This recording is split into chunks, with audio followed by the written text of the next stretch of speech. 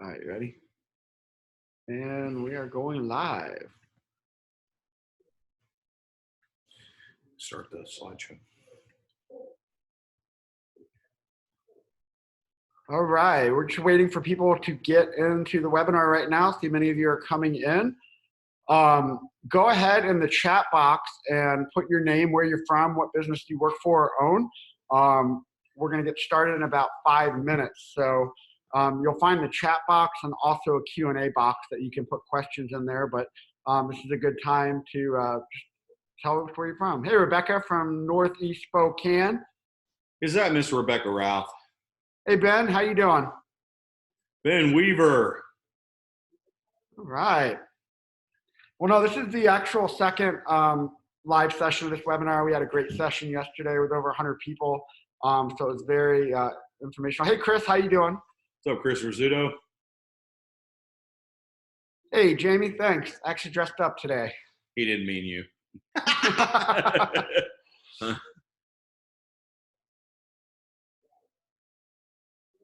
So, yeah, we're going to wait about another 4 minutes and we're going to go ahead and get started. So if you're just joining in, be sure to put your name, where you're from. Just like to see where you are. You can also put questions in here as well. So you can go into, there's a Q&A box and there's also the chat box over here. We will be answering questions at the end of this. So Samantha from San Antonio. Nice. How you doing, Miss Samantha? What's the weather like in San Antonio? Oh, the general question, Eddie. No, it's a legitimate question. It's going to be 92 here. It was kind of an awkward question. Like, how's the weather? That's like what you say every time you get in an Uber. Yeah. So anyway, sorry, I'm just giving Eddie a hard time. Some days hot, some days cold. I have snow. Rebecca, you have snow still? Good night. Ugh, don't miss that. Hello, Paula from Denver. Riverside, California. Hello, Megan Drost from Broken Arrow. You're right down the street. Yeah, you should have just came here. You're less than a mile away. Well, too bad we're practicing social distancing. Yeah, actually, that's right. We should probably split up. We're a little too close No, right now. I trust Sean. Yeah, we don't believe in social distancing here at Tierlo. How are you, Jamie Haas? Christy from Idaho Falls. What's up, Caesar? I just met Caesar the other day, so fantastic guy. Hello, Tracy Burrows.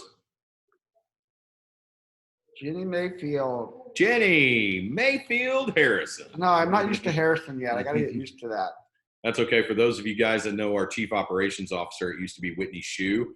It is now Whitney Ramirez. So yeah. She just got married. So that's a hard one to get used to. I've been calling her Whitney Shue for 5 years. It's very difficult right now. How you doing, Mike Turley? Awesome. Mike, where are you from? Awesome. We're going to get started in about 2 minutes. San Diego. Right, where the weather's always gorgeous. Awesome. Yeah, we've got a lot of people coming in right now. They're continuing to pour in. But if you are just joining us, put your name, where you're from, what company you work for or own. Love to hear where you guys are from. We are going to have some time at the end of this presentation. We're going to keep it fairly short and to the point. But then we want to get into where you guys can ask questions and things like that. Again, what we're definitely not claiming to be know-all, end-all experts here. There's a lot of uncertainties with COVID-19, things that are happening. So we want to make that very transparent, but we do have a big network of people. If you do have a specific question, we can't answer it. We will make sure that we try to find that answer for you prior to after the webinar as well. Nikki from Service Master. All right, California. I like California. In Scottsdale. I used to live right on the Scottsdale line out in Phoenix. Oh, that's Lane. Hey, Lane, how you doing? Servpro of Scottsdale. Servpro Braun Station. Alamo Heights, awesome. Guardian Restoration. So what's up, Daniel? Thank you for joining. My first time in Zoom. Am I muted? Can you see my camera? No. So on the webinar feature like this, we can't see you. You guys just see us. The reason for that is there's just so many people. We have over around 60 to 70 people right now already in. And love the flamingo. Thank you. That was one of my first purchases when we started the company 5 years ago. I was like, we need something. What's up, Brian Wagler? What's up, B-Dub? One of my favorite people in the entire world. Love that guy. All What's up, Chris from Rainbow Restoration? How are you, sir? Well, it's really good to see everybody from all walks in the industry.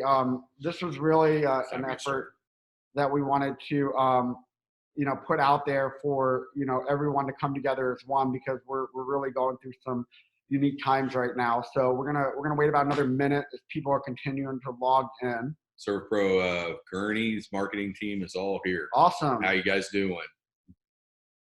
Where's Gurney at? I'm not sure. Where is Gurney? Where's Gurney?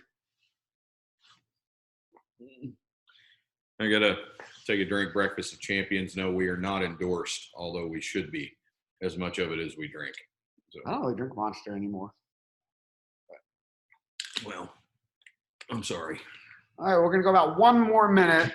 We still have a lot of people logging in, and then we're going to go ahead and get started. So, again, if you are just joining us right now, hey, from Vert Environmental, Jarvis Property Restoration. How you guys doing up in Michigan? Gurney, Illinois. Okay, now Chicagoland. Okay, I've heard of Gurney now. That makes sense. So my funny story about Chicagoland, my favorite Harley Davidson shirt is actually from the Chicagoland area. So it's got this punk rock theme.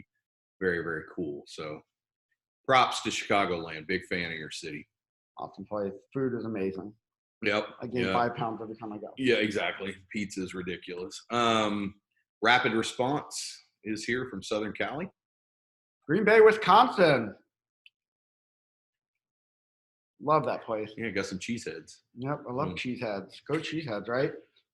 All right, we ready to get started? Yeah, so we're going to go ahead and get started. So thank you guys for logging in today. I know many of you are extremely busy right now, and some of you might be frustrated, confused, everything going on. And what we really want to put out there is this is an opportunity for us as an industry to really come together. And the reason we want to open the format for Q&A as this webinar comes to an end is so you guys can really ask the question and kind of hear from other people. If you do have advice or feedback, put it in the chat box. We'd love to hear your thoughts. There's a lot of questions that we don't have answers for, from yesterday. We're going to talk today a little bit about positioning the coronavirus, how to talk to important centers of influence in your market, and how you can get into the different types of cleaning in those areas.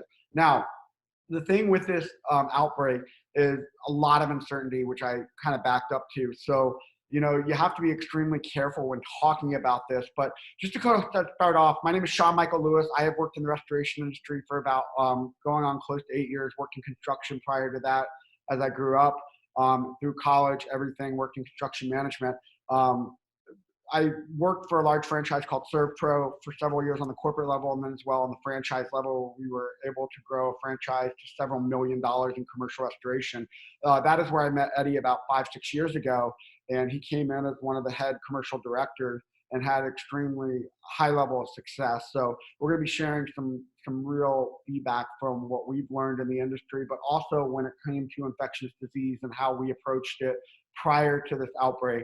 Where a lot of things are similar, but because there's so much media hype and so many lockdowns and so many different changes in protocol, we want to make sure that we put out there the right resources from the CDC, World Health Organization, OSHA, et cetera. So Sean Michael Lewis started Tier Level about 5 years ago. We are one of the premier digital marketing agencies in the restoration industry, as well as sales training and coaching. We love doing that side, so we spend a lot of our time teaching and just pouring value into you. So beyond this webinar, we will put our contact information up. We will send a replay out and the PowerPoint as well, so you have a record of that to share with your team or any other peers if you need to in the near future. So, Eddie, go ahead and introduce yourself.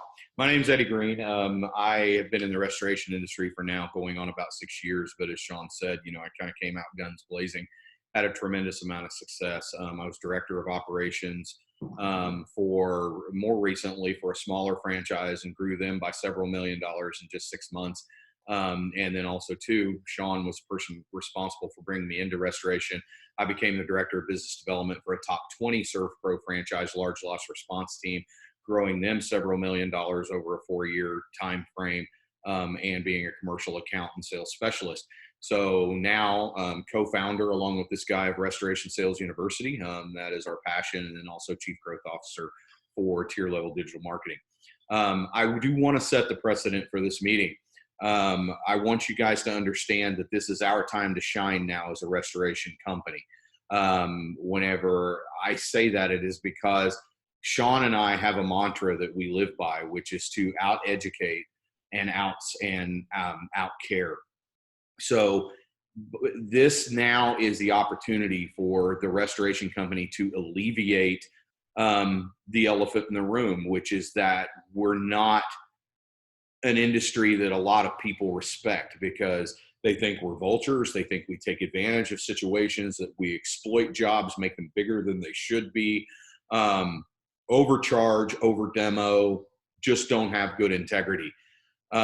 This meeting is here because it's our time to be one community, and colleagues, and not competitors.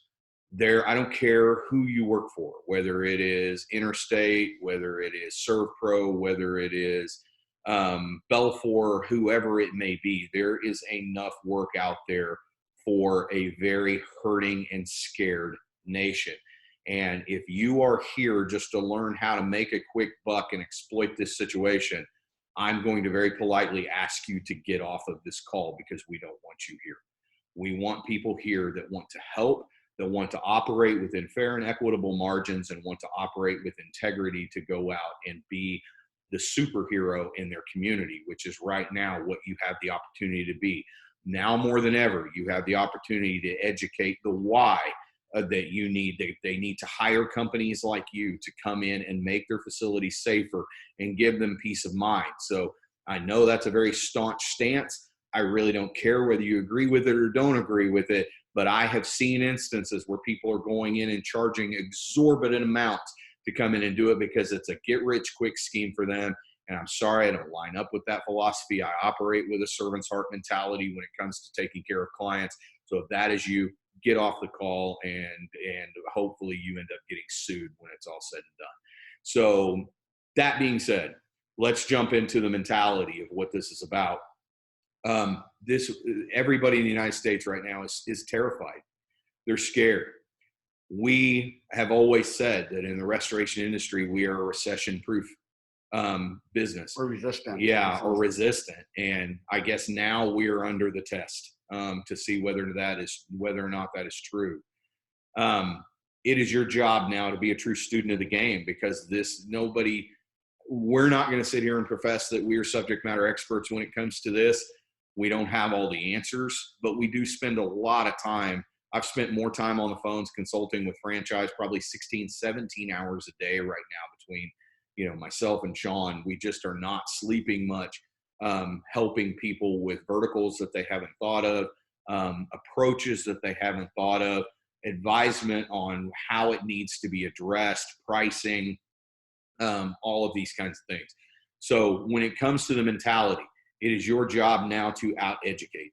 It is your job to go in and to take the consumer and put them at ease, because now you're the subject matter expert. You're the one wearing the cape. You're the one that rips your shirt open and has the big superhero emblem on your chest.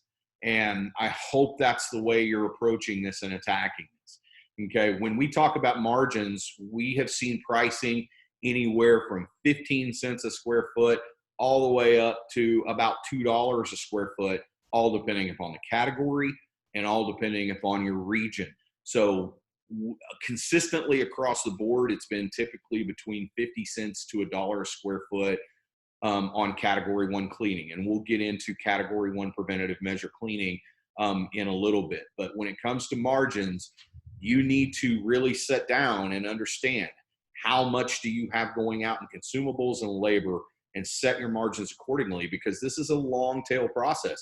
By going in and helping in this situation, when this is all over, you want to be presence of mind in the first thought whenever there's a mitigation issue, whenever they have a mold issue. You want to establish that trust right now within the organizations by doing what's right and setting fair and equitable margins for what you're going to do. And secondly, understand that now is the time to join hands and be colleagues and not competitors. In case in point, I just got off the phone with a client that I consult with, and they signed a contract for the entire city. And this is one of the largest cities in the United States. They're doing every firehouse, every police station, jails, all of this. He knew he couldn't do it by himself, so he partnered up with about 3 other people so that they could split the work and take care of the customer. Because right now, that's what's most important, is getting people taken care of. And that's really where we need to put our focus is really start to think about, because some of you are getting leads, some of you are getting phone calls from Google or wherever right now. And people are asking, like, what can I do to prevent this from happening? Well, it's a very hard situation with this virus, particularly to guarantee any type of preventative maintenance, but we can be proactive. We can be prepared because the minute we disinfect and clean a facility, the next person that walks in with symptoms of the virus or has the virus can recontaminate that facility immediately. So what we really want to put you in the mentality is, what are those critical need to be open facilities right now? Number one, where they have employees doing all the work and the cleaning themselves. There's a lot of requirements when you start looking into the IRCRC certifications and all the different publications that are out right now by accredited agencies, including OSHA, that if you do not have proper PPE and training and certifications, you cannot do this type of work, especially if there's been somebody infected in the facility. Now, we're going to go through those different categories of cleaning in just a second, but put yourself in that mindset. These general managers, understanding centers of influence, because if you walk into a grocery store, you walk into a Walgreens, you walk into any type of corporate or local facility right now, that person in charge is going to be extremely exhausted. Their job is, from when their doors open, from those doors closed, making sure shelves are stocked, that employees are adequate. And then after all that closes down, they're going to be responsible for cleaning and making sure that place is operational for the next day. These are the types of questions that you have to have. It might not be that general manager that is in position to make that decision right now, or store manager. It might be a risk manager. It might be a business owner. It might be a conglomerate of influential decision makers that you have to be aware of. So when you go in and talk to somebody, if you can get into a facility, you need to make sure you're asking the question, well, who's responsible if something was to happen? Who is responsible for that risk? And that's why, we're going to talk a lot about risk managers and why that's important to make sure, especially when you look at grocery stores, assisted living facilities, things like that. You have to make sure you're in the right mentality to ask the right question on what they're doing, what their protocols are, educating them and showing them that you truly care, and you're not just there for a job, but you're there to keep them proactively open. You're not there for their business, you're there to keep them in business. Right. And, I think that as we get into the positioning aspect of it and the things that you're going to do. So let's identify what the categories of cleaning are. So the categories have been set up much the same as categories of water, Cat 1, 2, and 3. So with the difference of Cat 1 is going to be preventative measure cleaning. So what does that mean? It means that there's no identified virus or threat that has been on the property. As far as anyone knows, everybody has been healthy. So you need to use terminology like minimizing risk. Okay, the more that they come in and clean. So let's just take a grocery store, for example. Grocery stores right now and pharmacies are under federal mandate that they are not to close. They have done hour reductions so that they have time to restock. Those employees, if any of you have been to a grocery store, especially in the places that are most heavily affected, you see the frustration and the exhaustion on these employees' faces. The second thing is they do not have any type of training involved to be able to do preventative measure cleaning, and that's where you shine. You do. You have the trainings. You have you've done biotrauma hazmat type cleaning. You've done infectious disease control type cleaning. Maybe you've done MRSA cleanups. Maybe you've done some others. And I'm sorry, we're trying to read the questions at the same time. But the situation is that on the Cat 1 cleaning, by CDC standard right now on a Cat 1, you can actually go in and your first initial clean so that you can preserve chemical can be with warm soapy water. So you can do your initial wipe down and clean with warm, like Dawn dish soap and warm soapy water. Go back in with either your fogger, sprayer, or chemical wipe down for a final so that you can conserve. The deal is that there are two different types of liability that these people because I know the objections you're running into, we're just having our people do it. Okay. Same thing. Think about it in a hotel with bloodborne pathogen. These people don't have that kind of training. So the two different liabilities are, if one of their employees gets sick, the company's setting themselves up for a lawsuit because They didn't have any official training or the proper PPE to be able to have their employees come in and do it. And two, they're reducing their workforce. So if the people start to get sick, now all of a sudden, this grocery store is down X amount of people because they've been doing preventative measure cleaning. And it may not be COVID-19 that they get. They just get sick from exhaustion. When you get tired, your immune system goes down, you start to get sick. The minute somebody starts to get a runny nose, a cough, a sneeze, anything, they're excommunicated from the facility because they think that it might be COVID-19. And how many people can they afford to lose right now when they're running on skeleton shifts as it is? So you go in, you offer to do routine cleanings for them at a fair and equitable price, and tell them that you'll partner with them. Because we have the training, we can alleviate that responsibility from your employees. Yeah, so I mean, just looking at the different categories, it's very important that you understand these different levels. Check out the CDC, the World Health Organization. We'll put some links up. I will also send a follow-up email with all these links from the IRA, RIA, and different agencies right now that are partnered with the ISCRC that are putting that content out and guidelines for you to follow. Again, a lot of these things have been put on the spot when this outbreak happens, so you need to make sure that you're educating yourself and pulling in those credible resources of up-to-date information. Be very, very careful what you read in the media, what you read in the news right now. A lot of it is very clickbait driven. It's very fear mongering. Not that it's true or not true, but it's very important that you use the credible associated site to make sure that you're getting the knowledge and education that you need. And again, that goes a lot further than just the CDC. I mean, make sure you're reading what OSHA says about things. There's a lot of different things out there that could set you up for potential liability and vulnerability in the future. You just want to make sure that you're following all those steps. And also think about the long-term game here, because many of you that I know on here, and I'm sure that are on here, you're here because you care about your business, you care about your future and the opportunity. You want to build a long-term plan here. So if you go in, you treat them right, you make good margins, but still charge a fair price. And again, we had a lot of questions yesterday about what price do we charge? What price do we charge? Like Eddie said, we've seen it ranging from 15 cents to up to $1 to $2 square foot, depending on the market. But we see a lot of scam artists out there right now doing $4, $5, $6, trying to really, inflate that price. And it's just the margins are already really good at some of those lower per square foot numbers. You just need to kind of look at that. Getting into that too, make sure you educate yourself on time and materials and how if you have a structure, a facility that you're cleaning that has a lot of, desk and things like that, you might have to go more of that time and material route, but just, keep a good look on your margins and what makes sense there for you as well. But again, long-term gain, because if they're going to have a fire or water loss or a mold loss in the future, do you want to be the company that treated them right in this time of catastrophe and uncertainty and fear? Or do you want to be the company that comes in, gets out, and never gets a call again? So this is a great opportunity, even from a sales professional, that you can really go out there and be that educational steward in your community. I mean, start Facebook groups. We've got a group in Colorado right now.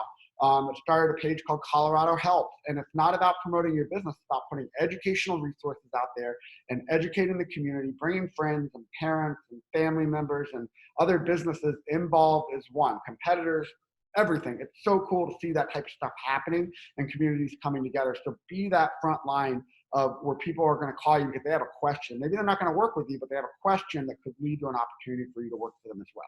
So whenever we get into this Cat 3 portion of it, let's see, a virus is a microscopic piece of genetic material covered by proteins, $2.50 per square foot, New Jersey, 30 cents up to $2.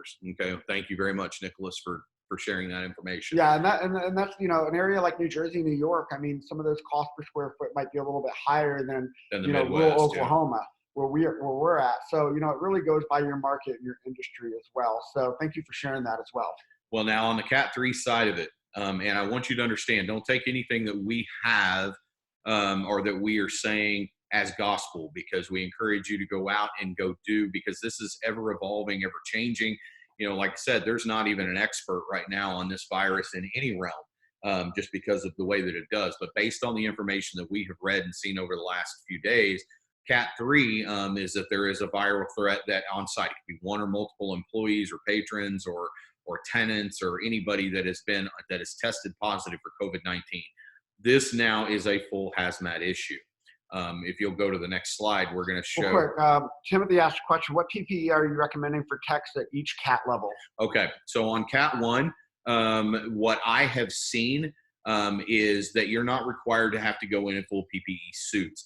So no Tyvek. And now that's completely up to you on whether or not you think you can charge for that and you want to protect your employees, because I want you to remember one very important thing.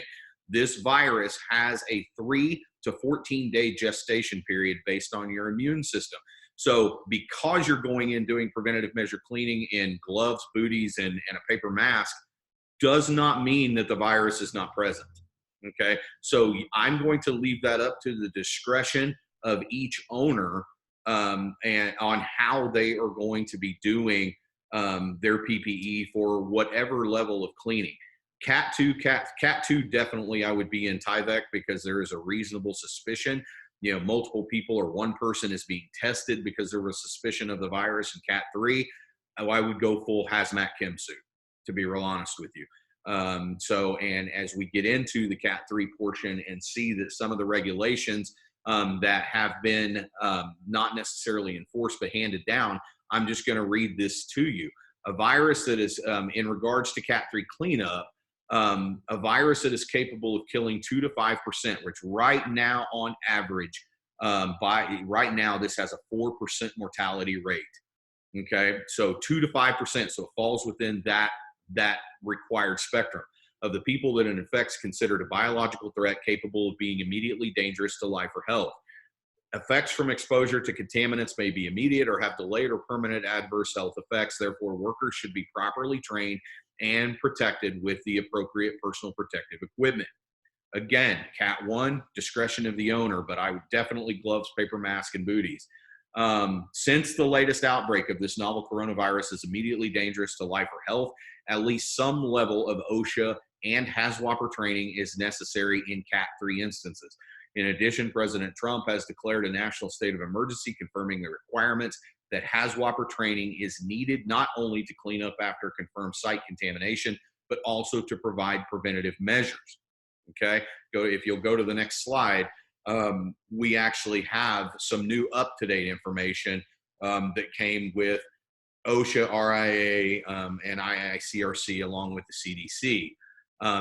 We will email this out to anybody who wants it, but the CD website has provided some up-to-date information giving managers guidance for OSHA regs.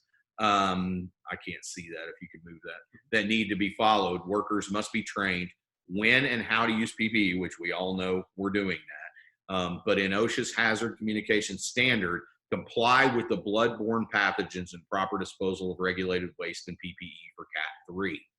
Okay. Then now here's the important thing, because I know you're going to get into questions of what chemicals should we use? What happens if we start to run low on chemicals?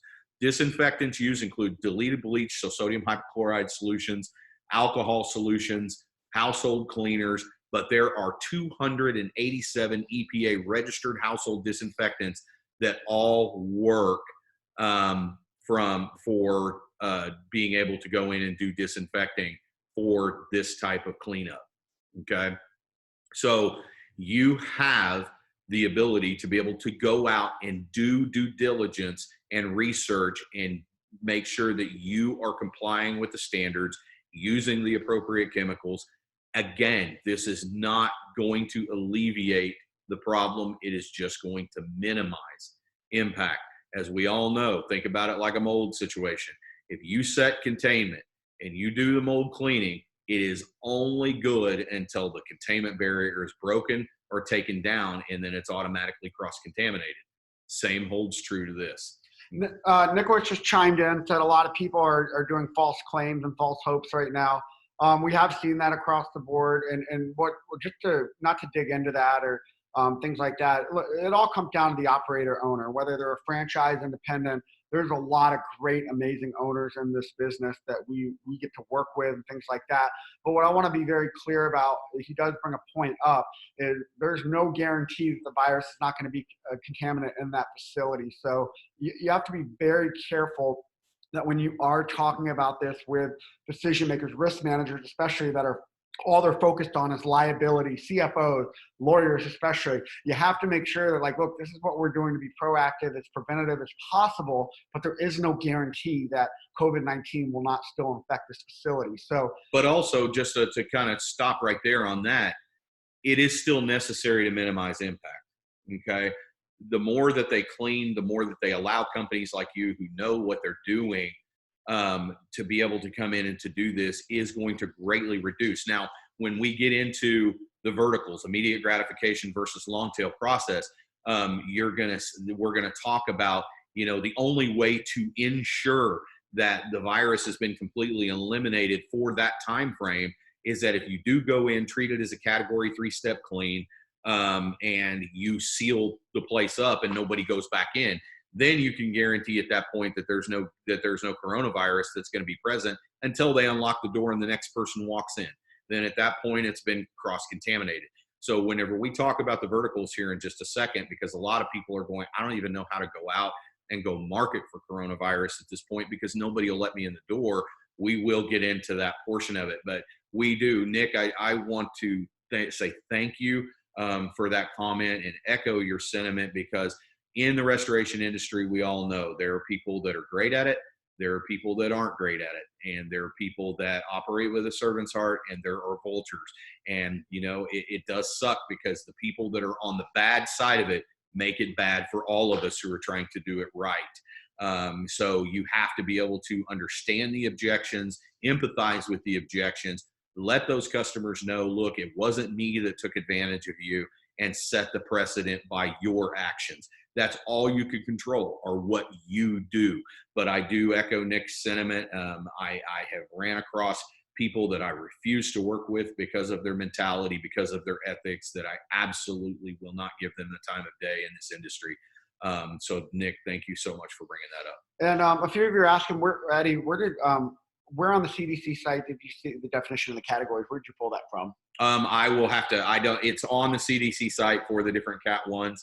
For Cat 1, 2, and 3, I'll find it and email it out. Yeah, I know right now if you go to cdc.gov/corona-19 or COVID-19, you can actually, there's a whole dedicated site, but we will be sending out this presentation, a link to the video on a private YouTube link, and the presentation itself in PDF. So when this is complete, we will send that out, because many of you are asking about that. So, and we'll send out all of the resources and everything. And like I said, we'll show you how you can get a hold of us.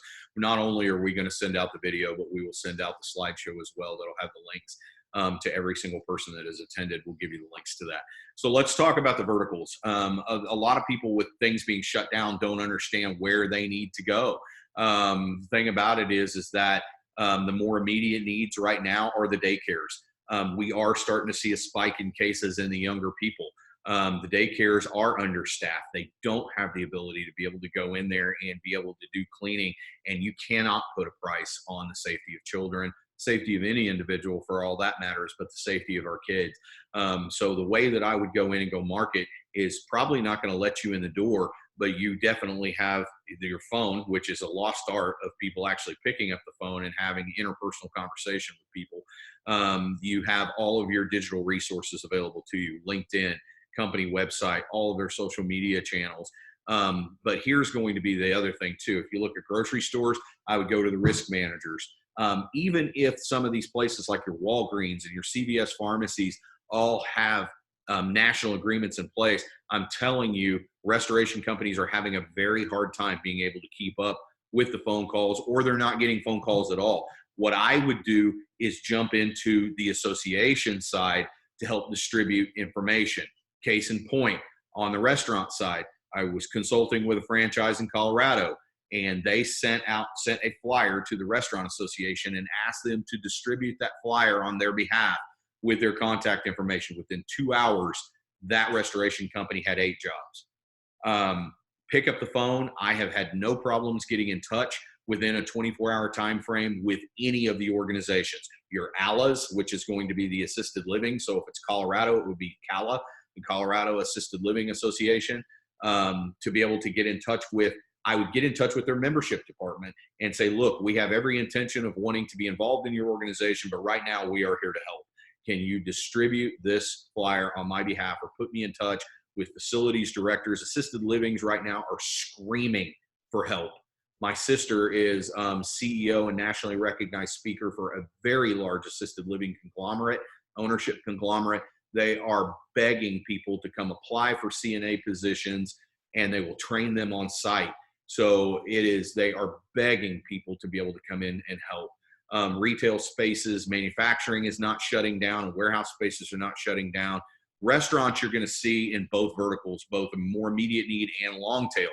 The immediate need is there are curbside still open, so they do still have people going in and out. So we'll offer to do routine cleanings there, but on the long tail process, on the long tail side of it, the restaurants themselves are shut down for seating. So restaurants, churches, places like that, you can schedule deep cleanings for those things.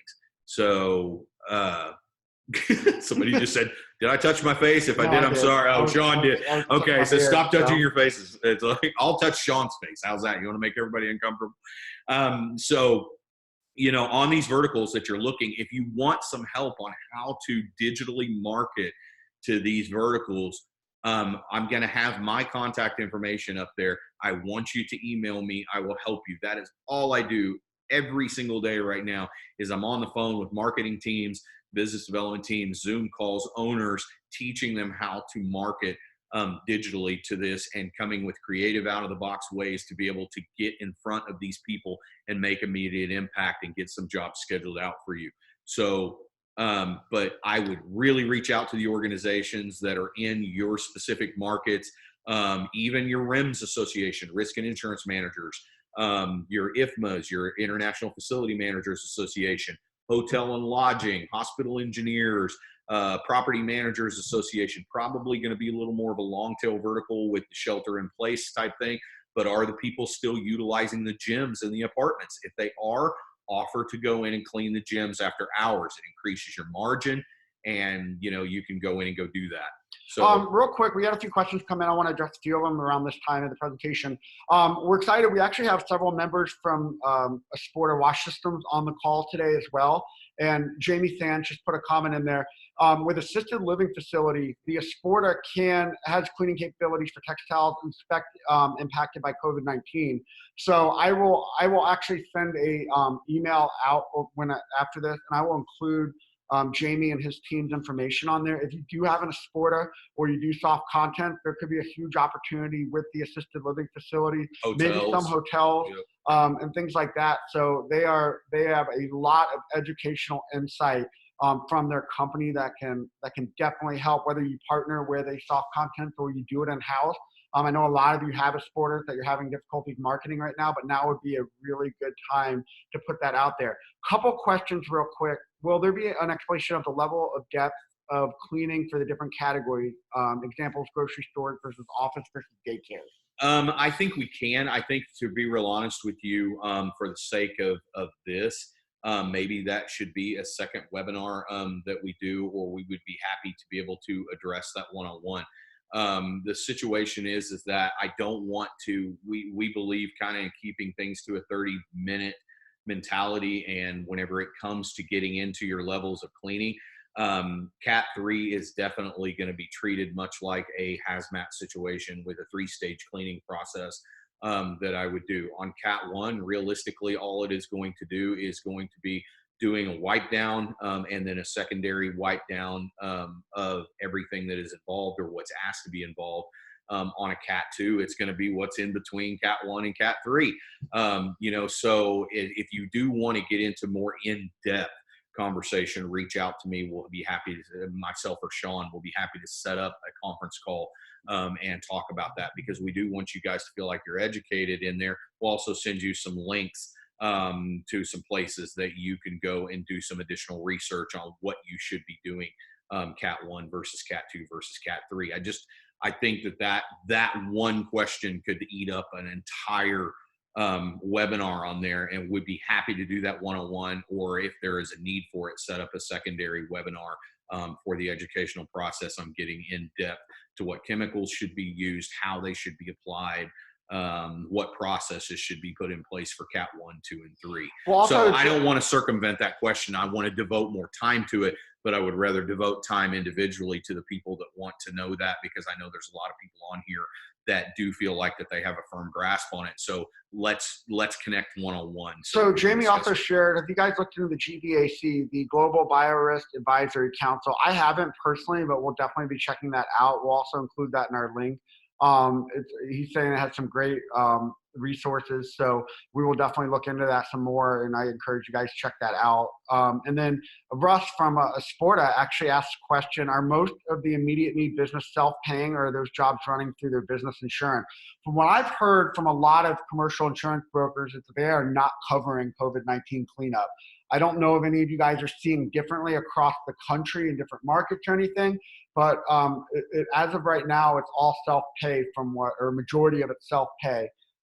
So I don't know if that's going to change. I don't know if it can change, but there's been a lot of cutback, I know, over the years in the insurance industry, which again is a whole other conversation, but it's something you definitely need to set those expectations up front, like, how will you be paying for the, understanding the pricing, what it costs, things like that. And if anyone has had success in being able to get it billed through insurance, by all means, share that. This is, peer-led.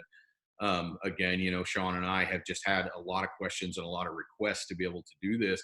Of course, you guys are boots on the ground out there doing it every day. So, if you feel like you've got something valuable to bring to the table, put it in the chat box. And I would love to start a group to where we could have ongoing communication, peer-led ongoing communication through here. So if you look over there on the longer tail processes, these are ones that you can actually schedule out because they are shut down. The schools, the movie theaters, the restaurants, some of the mom and pops, our prayers go out to them. I do sit on the Disaster Resiliency Network, and I'm a keynote speaker for small business continuity planning. And I know that about 50% of small businesses that incur a disaster, and we are in a national disaster right now, typically don't rebound and go out of business. So our thoughts and prayers go out to them, that all of they're going to be able to be taken care of, and they're going to rebound, and all that. I know I'm doing my part by trying to eat out. That's why I'm gaining weight. But I'm trying to do my part by eating out and supporting the local mom and pop restaurants and places that actually still can be open and do business. So I'm trying not to shelter in place and eat at home and all that. Maybe it exposes me to risk, maybe it doesn't, but that's a whole different thing. So we're going to go on to the next slide. As far as verticals, and we are here to be that with resource. The longer tail process, it's real important to understand that, the proactive Cat 1 cleaning, they've been shut down. There's really there's a lot of reports on how long the virus can live on hard surfaces, but people still might be going in and out of those buildings while they're closed down. I know there's a lot of skeleton crews. They're still doing a lot of behind the scenes work. It's not really, as much as the local government and federal government is trying to mandate that, there's still people going in and out of facilities. So, this is a great opportunity to say, hey, can we come in and do a fogging and wipe down and a cleaning?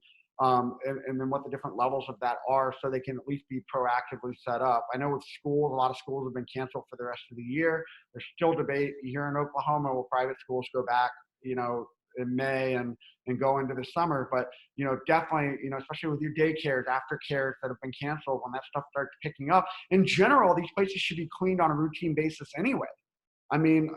It is absolutely appalling when you start looking at, different daycares and what they're like when you go in there just on a general basis before this happened. There's no level of professional cleaning besides basic janitorial staff taking out the trash and maybe doing a random wipe down. So, these are definitely educational moments that you can go out there and build these long-term relationships as well. Let's, so at this point, we want to open it up, and I know there's a lot of people online. And we're going to try to get to these questions as quickly as humanly possible. So if you have questions now, go ahead and use the chat box, because we've talked about the verticals, about positioning, about mentality, about some of the guidelines. So let's go ahead and open this up for questions. So Heather Featherstone asked, all are self-pays, yes. Any funding sources available that you are aware of at this current time? I know they just passed that $2 trillion bill in the Senate. I'm not aware at this point of any resources yet. I know there's going to be a lot of resources coming out through the SBA that pertain to like payroll and things like that. So at this point, I don't know. The minute we find that out, if we find out any of that information or any of you here, let us know. We will save everybody's email address and send out questions like that. That could be extremely beneficial for businesses, because a lot of businesses, they know help is coming, but they don't know where to get it, how to access it. Even when they get into that process, I mean, just going through an SBA loan, there's a lot of paperwork. And well, I've heard meanderings of FEMA. I've heard, all kinds of things. I truthfully, it's going to be also too, it's going to be real important for you guys to stay abreast of what's going on in your state legislatures, because it's going to be on a state by state, case by case basis. We all know that the shelter in place thing it's not applicable to every single state. They're all handling it by their own government and municipality situations. It was like our governor issued the businesses to close in 19 counties, yet yesterday we jumped up to 27 counties with identified COVID-19 cases. So what happened to that additional 8 counties? Are they going to be grandfathered into that? How that's going to do. So your state legislature is really going to be, it's going to be important that you watch that and be asking those questions on possibly even citywide level on whether or not there's going to be any funding and things like that. What is the definition of deep cleaning? I think that probably deep cleaning would be, I don't really know how to answer that question, on what would be deep cleaning. It would be a broad term. Yeah, it's a really broad term, broad spectrum. But I think that all depending upon what the category is, on where you're going to do it. Are you doing a 1-step, 2-step, or 3-step process in the cleaning? And how much of the structure are you cleaning? Are you cleaning the carpets with an antimicrobial? Are you wiping down every surface? Are you cleaning the ceilings? I mean, it's a pretty broad spectrum question that unfortunately I don't have an answer. So another question, do you need to clean the HVAC system before we have the area clean? How have you dealt with that on other infectious disease type protocols and cleanup? I know that whenever I went in, I was doing a lot of MRSA cleanup for casinos, and we never did clean the HVAC system. However, on a TB clean, we did, because TB was airborne. Corona is an airborne virus. So I think that is definitely an option that I would provide. Again, we're dealing with self-pays, which means that as businesses are impacted, they have less and less resources to deal with. So if they're willing to go in and do the HVAC system cleaning, I think that would definitely be something presented in a Cat 2 or Cat 3 for sure, because there's either suspected coronavirus on site or identified coronavirus on site. So I think that would definitely be a recommendation. Cat 3, I would probably say I would try to make it a requirement to get in there and do it, because it is airborne. And they are stating now that they have seen instances to where this virus has lived for as long as 24 days on a hard surface. So it could be in the ductwork. Just another couple things to add in here. A lot of you are sales professionals, and that's really a lot when we're talking about positioning this type of cleanup. Don't throw up on people and tell them what we can do. We see this a lot from sales training from a lot of the big corporate entities. Yeah, it's more what do you need? And it's really embarrassing when we go, oh, we do fire, water, blah, blah, blah, blah, we can clean up coronavirus, blah, blah, blah, blah. What you really need to focus on is asking those right questions. There are a lot of centers of influence when it comes to COVID-19 cleanup that are responsible for making that decision. General manager has a budget for a grocery store, a store manager, right? He's not thinking of necessarily about risk and liability like ownership, risk managers, attorney, CFO, people that actually pay the bills and deal with those types of situations. A lawsuit comes into a grocery store for a slip and fall or anything that happens in there, it goes up a chain of command. You have to ask those questions. Who is responsible for the safety of these employees? Who is responsible? A store manager will always go, well, I'm responsible for this. But when it comes down to signing $1 million check for any type of situation or issue, who's really responsible for that? And you have to make sure that you do go through that sales cycle. If you don't know it, reach out to us. We'll send you some information on that, because a lot of people throw out the terminology of it. They don't really understand when you're doing your pre-call research. You're actually setting up a phone call visit or actual meeting, and then going through understanding the needs of that organization in that current time. You shouldn't even be presenting what we can do if you haven't gone through those 3 basic steps. And knowing who you're targeting, knowing who makes that decision, and then asking the questions that will lead to the solutions that you can provide for them. So this is no different than any other process in the restoration sales process. You have to understand that you have to understand their business first, care about their business, so you can now out-educate them and take it to that next step. So there was Vincent asked, what type of marketing do you suggest using to get in front of these verticals? I think it's important. I know with our clients on the digital side, we've been providing a lot of flyers to be distributed through email and on social media. I think that it's really important that now with a lot of the shelter in place mentality and a lot of these people not having the ability to be able to get in front of them, now more than ever, you do learn how advantageous it can be to do pre-call planning, which is to use your resources like LinkedIn. Everybody that I have reached out to, because I've done some marketing for restoration companies across the United States to try to get them or to get them jobs for COVID-19, making phone calls on their behalf and things like that. I have had 100% success rate in getting emails back or phone calls returned, just to be able to engage in dialogue. Now, if I closed 100% of it, absolutely not. But I have had a 100% return rate on every person I've reached out to, either via LinkedIn instant message, through Facebook and Instagram. I've heard a lot of success through there. I personally don't have those.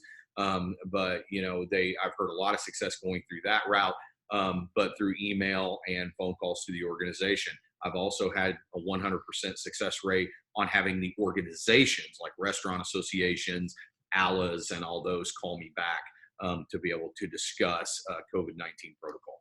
So sit in front of the computer, pick up the phone, make some phone calls, and it protects you. You're not out driving around trying to door knock and get in these places, because 9 times out of 10, they're not going to let you in. So now is a good opportunity for you to use all your digital resources. Holly Murray has been asking a few questions, but I want to get to one of hers real quick. Do you recommend ozone cleaning of vehicles while HVAC is used after transporting COVID items? First team is cleaning the textiles and a number of assisted living. I think this really has to follow the protocol of bloodborne pathogens and the similar process of transporting infectious disease type materials. What do you think, Eddie? I think if it's identified COVID-19, I mean, you have to follow Category 3 OSHA regulation, IICRC regulation for bloodborne pathogen. That's what I would defer to on every single time that there's an identified COVID-19 case that's on there. Do you treat everything like it's COVID-19? I don't know. I mean, not necessarily everybody's going to be able to afford that.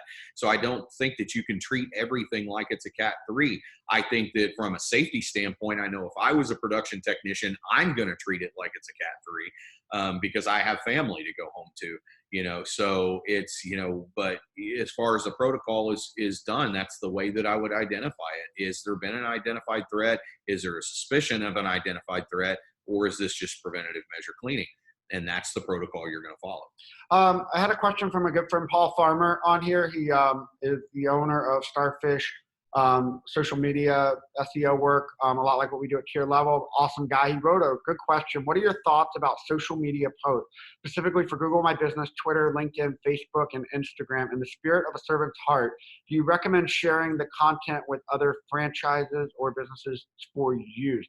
Yeah, so absolutely. So this is really where I think a lot of people abuse social media and digital marketing in a lot of areas. That they want to just put out like call to action, call us today, call us today.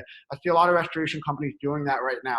What I recommend doing, and doing this ongoing, not just for the short term to look like you're trying to fool people, is what can you make educational? What are you learning from the CDC, World Health Organization, all these different resources that are out there, and how can you provide valuable content just for people and their families? Look, we are in the cleaning and restoration business, so we should be experts. And if we are experts, we can provide that education and knowledge on how you can be better prepared. Number one, the CDC has all the steps from washing your hands to things you should be doing, social distancing. Develop content around that. Document the process of what we do without exposing the names of the business, but show that educational process from fogging to doing a wipe down to do what products we're using and cleaning chemicals that we're using, because it's very important that you use these social channels to be a value add. If you're just putting out call me today with no value, why would you expect anybody to connect with your company? So I think think about it like this. Think about the impact that you could have on the residential community. You could sit there and it could be something, a very heartfelt servant's heart mentality post of, look, we are so and so from this restoration, from Restoration Company X, and we understand that you're scared right now.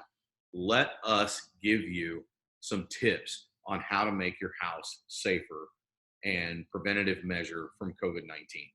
Here's what we have learned in helping our community. It's not a guarantee, but it is a situation where you're going out and sharing your education with the people that desperately need to hear it. Those are the people that win. The success that I had in the commercial world was because I outcared and outeducated. It wasn't because I was better. It was because I took the time to explain how, what, when, why, and where, and find the unique needs for the clients, because every need is different. So if you will take the time to use your social media to educate and prove that you do care, those are the people that are going to want to work with you. And every channel is different. So Google My Business is definitely going to help with those organic searches. Facebook, Twitter, LinkedIn. LinkedIn's obviously going to be great for reaching out to risk managers, store management, things like that, if you're not having any luck on the phone or email.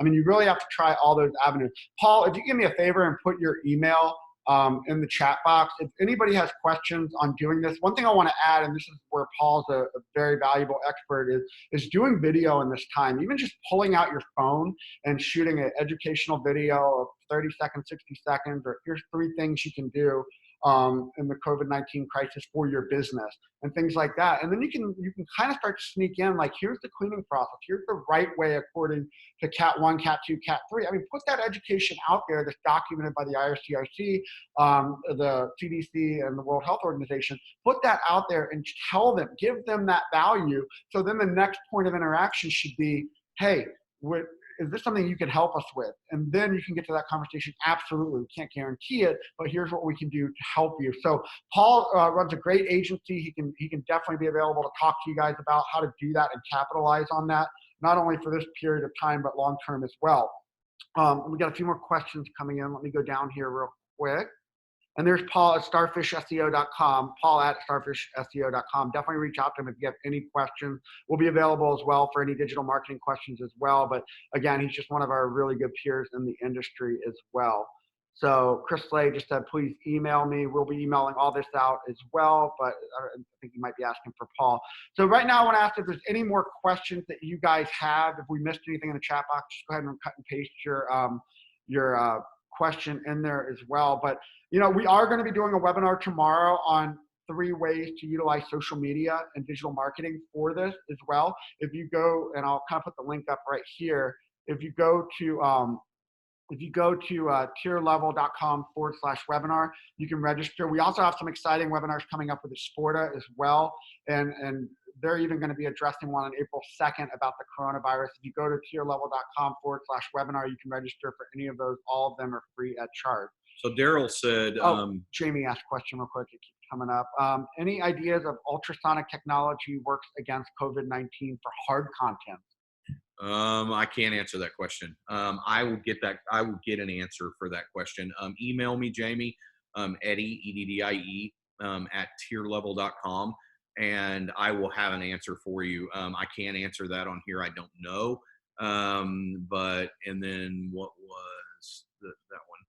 But Daryl said, as Sporta locations are processing, for instance, soft goods and textiles from military quarantine centers, nursing homes, they follow full hazmat process for Cat 3. Textiles transported in some cases are in smaller sea cans, plus containment structure in the processing center per protocol created by Michael Pinto of Wonder Makers.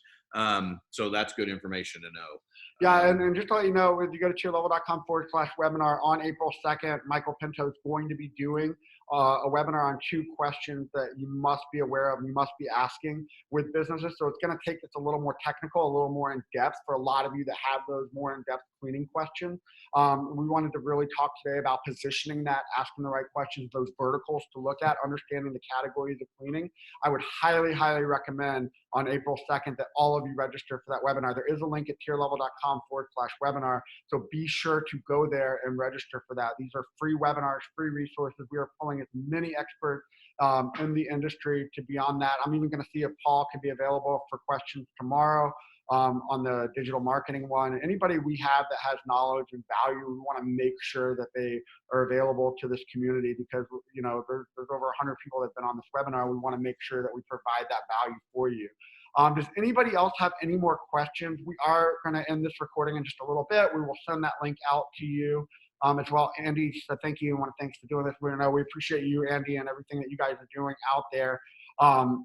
So please. Nicholas's mini I have. So no, Nicholas probably should email me or let's set up a yeah, a time Nicholas, to talk we'll reach out to you. I know you're sharing some frustrations up there in the Northeast. We'll definitely be happy to talk to you as well. So in the next hour, I will send out a webinar link for this as well as some of those links and resources. This is Eddie's. I'm going to put Eddie's email up here real quick and his phone number. So you guys are welcome to call, text, email Eddie as well. If you do have any questions on the digital marketing side or any of this additional sales training, feel free to reach out to us. I mean, you don't have to work with us, but we will try to be a steward and help for you in this time. Again, we don't claim to have all the answers, but we wanted to put this out here to start that conversation for you. We will be doing some updates and probably follow-ups to this webinar as we learn more and get best practices and stories from the field. So again, don't forget to check out the additional webinars coming up. They're all free for you guys. Anything we can do. If there's any topics you feel like we could explore, we might go find a guest and bring them on. We will keep your emails, keep you in that loop so you can converse with us as well. But if there's not any more questions, we're going to go ahead and end this, but we really thank you guys for being here today. Yeah, I want to just encourage you guys to stay safe. Remember, to be empathetic in your approach. Go out with a servant's heart mentality and remember that when you do get in front of your customers, they had hundreds of options to be able to work with somebody, but they chose you and you owe them your very, very best. So go be someone's superhero today. We're incredibly passionate about this industry. We believe in community and colleagues, but we believe that we should all be united for one cause right now. And that's for our time to shine, to be able to be a servant to the people that need it the most. So stay safe. We appreciate it. Thank you guys so much, and reach out to us if you should have any questions, comments, or concerns. We will make sure that we get back to you. So thank you so much for attending. All right, everybody. Thank you. Have a great day.